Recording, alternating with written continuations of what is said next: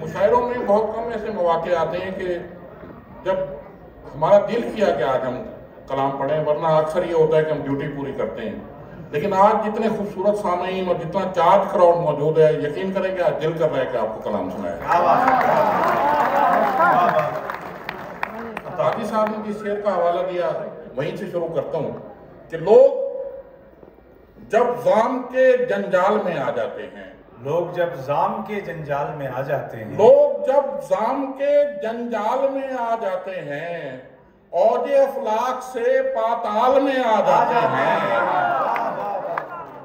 लोग जब जाम के जंजाल में आ जाते हैं, औजे अफलाक से पाताल में आ जाते हैं, तू भी है जिंदगी क्या याद करेगी हमको, तू भी है जिंदगी क्या याद करेगी हमको, आज खुद चल के तेरे जाल में आ जाते हैं।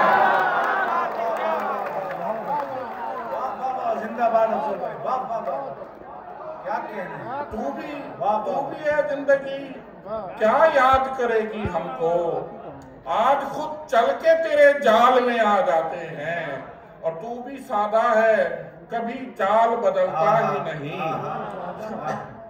तू भी सादा है कभी चाल बदलता ही नहीं, हम भी सादा हैं उसी चाल में आ जाते हैं, हम भी सादा हैं उसी चाल में आ जाते हैं।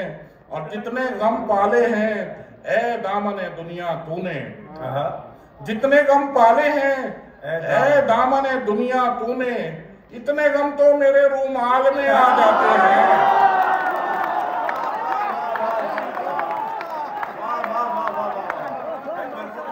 अफजल खान साहब